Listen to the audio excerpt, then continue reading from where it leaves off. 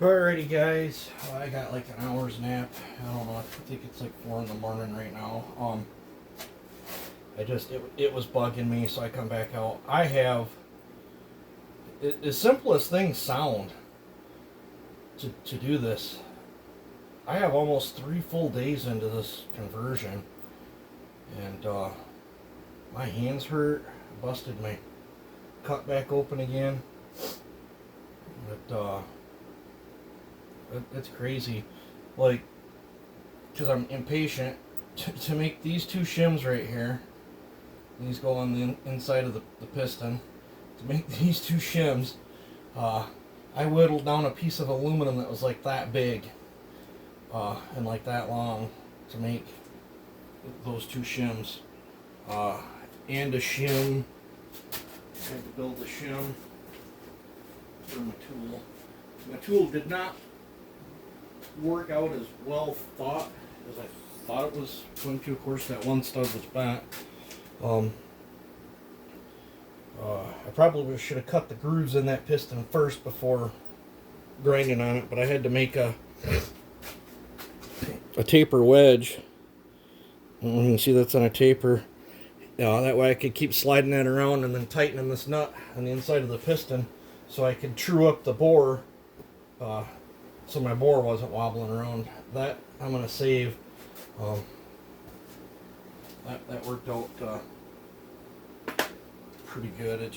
A lot of dinking around to trim it in.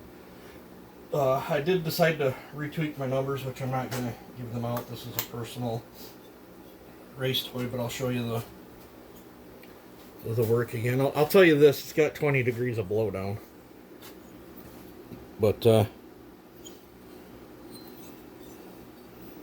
I was debating on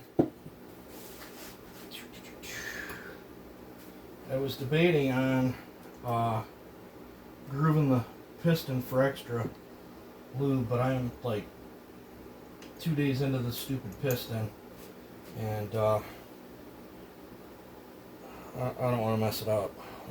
For one, I don't have another piston. I have another piston on the way because I figured I would mess this up, but it's not got here yet. But I'll show you the grooves I cut in it.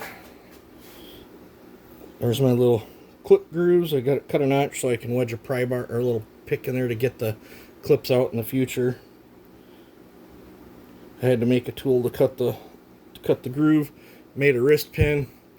Lightened the wrist pin.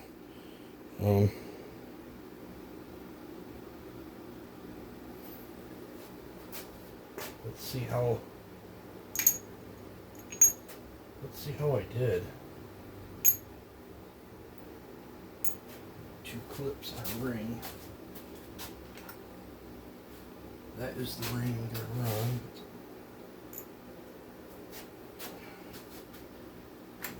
There's 2 clips.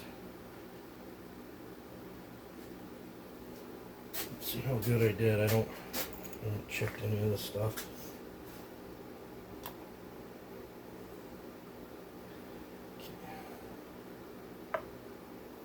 That's 80 with all the components to make it work, the shims, everything. That's the stock stuff. We're at 80. I'm at 73. So my brain ain't working. Grab this calculator. We're at 73 minus 80. I got that 7 grams lighter. When you're twisting 16,000 RPM, that's a lot. So that's pretty cool. I'm willing to bet this is a lot later too. That one's got a bunch cut off the base. I bet if I measured this, and I don't have another stock one, I bet this would be a lot later too. But yeah, now I essentially have everything to put this together. I was debating on grooving it. I guess I'll get it together and run it. And if it starts giving me heat issues, I will take it back apart and groove it. But I kind of want to keep as much surface area as I can, because there is not a lot of surface area in here. I don't know if I said it on the other video, that chamber is flat cut, angled cut, angled cut, angled cut. It's on a 3-angled cut. Nice transition down into it. I might have to make a compression release plug if the stock compression release sticks into the chamber.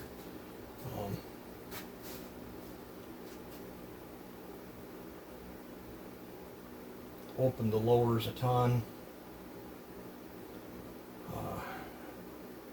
This is a brand new short block right here. I could put all this on that and then tear another saw apart. I could take that slap together black one.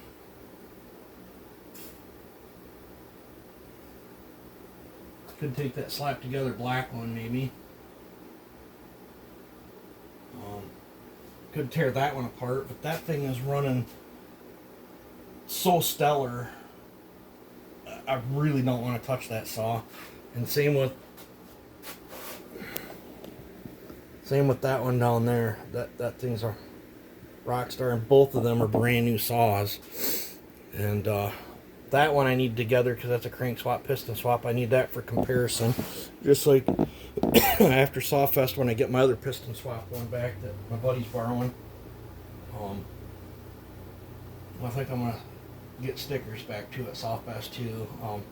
Now I got stickers here, stickers 2.0 version 4, and the other piston swap one, and then we'll have this one, and I can start doing some nitty-gritty testing. But I don't know. I do got a new one in a box over there. Use a self-muffler mod it and mod the carburetor. It'll probably be the easiest way. I don't know. I ain't got no sleep. I'm probably gonna think on it for a little bit. I don't think I work today. But I can't believe the hours that I got into this. I have no idea how this is going to turn out either. I can hope for the best, and I could have put a whole lot of effort into this for very little yield, or I could have put a whole lot of effort in it and got a whole bunch of yield. I don't know. I do think it's cool that this is the first of its kind.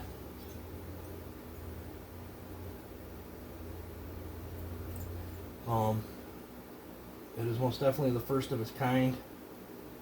I'm handing a crank off, this crank right here, off to my buddy down there, and he's got a guy or whatever that thinks he can stroke it for me. After Sawfest, that's going to be, I've never built a stroker 4910, so that's on my list to do. And I know I'm beating a dead horse or whatever. You know, to each their own. I like the 4910 501 chassis. I really do. I'm having fun doing things. Each one of these is a different build. It's like a painter doing his artwork or whatever, you know. I think this is absolutely awesome that I come up with this concoction. And yeah, I'm looking forward to running it. I really gouged my surface up here. I really had to. It don't come off on camera, but to get because that piston's taller, so that's why the ports are everything's taller. So it changed it. Only it stayed the same as the intake, but that is the angle that my exhaust port's on. It comes down and rolls out, and I was really sweating bullets because I have burnt through before. They're thin. right up here, and I was sweating bullets that I was gonna get that. And if I would have burnt through, I probably would have cut a few fins out, got in there with my TIG welder, and filled it in with the TIG welder, and we'd have been missing a few fins for the effort that I got into this thing. This thing was awesome for making my boring out the shims. That worked perfect. I rough bored them with a drill bit on the lathe, and then after I got it cut to size, I ran the reamer down in with some oil on it, and that worked out. That worked out stellar. These things fit so nice. I mean, they're, you know, they fit better than the stock ones. And the wrist pin, I got that. Echoes are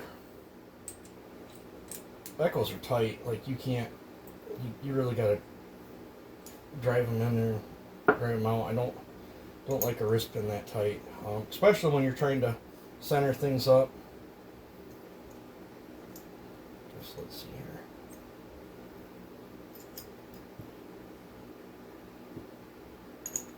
Show you guys the purpose of the shims.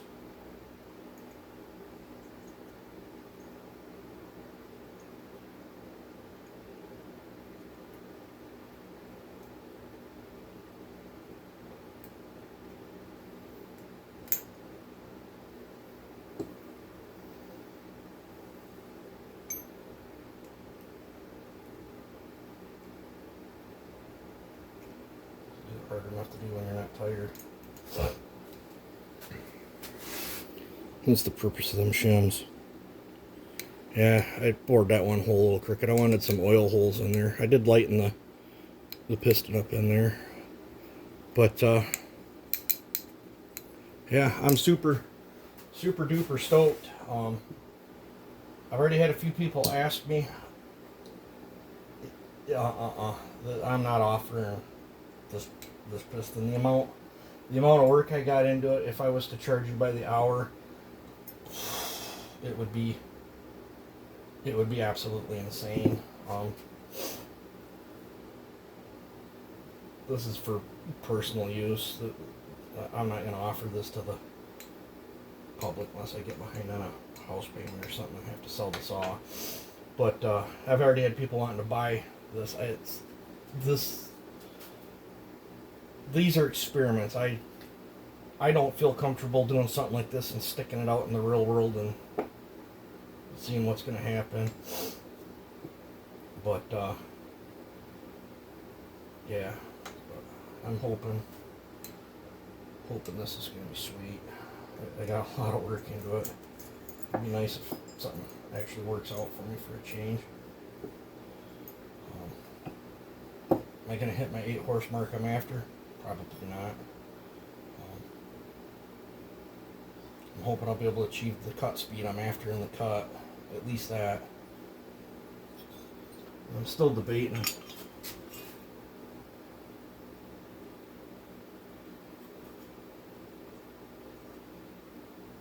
Still debating on cutting them lowers out a little more.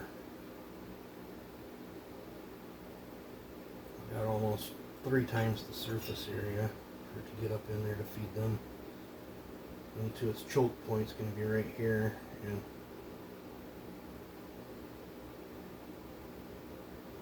I think this thing at velocity, when it comes up there, it's gonna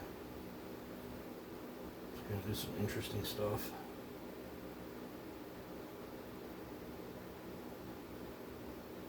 Tons and tons of work, guys. Hope you enjoy the content on it. It definitely a one-off build. But let me know what you think. I think I'm gonna call it a night. I'm gonna do some thinking and see if I'm gonna bust open a brand new one and cannibalize it, or if I'm gonna cannibalize one of my other ones. I know if I cannibalize any of them, it'll be that one down there, and then I can just take that top end and, you know, save it. That thing runs stellar down there. So, yeah. Another thing I'm curious about is what my wash pattern is going to end up looking like after we run that for a while. But kind of like a mini 7310 with them 6 transfer ports. But I've blabbered on here enough. You guys take it easy. Have a good one. Like, comment, share, hype the video. I try to interact with you guys in the comment sections. I'm curious to see your guys' input on this. So far, it's all been pretty much good stuff. So, yeah. So, I don't know. Maybe later today we'll see it running, and if it runs stellar, maybe that'll be the one I race at Sawfest. I don't know. I will probably be videoing startup, tuning the carb. I'll probably have tons and tons of footage on this because in case it pops. If I grenade this thing, I want it on camera because you guys love destruction. And then my haters can hate on me. All that stuff. So, alright. I'm going to quit blabbering here. You guys take it easy.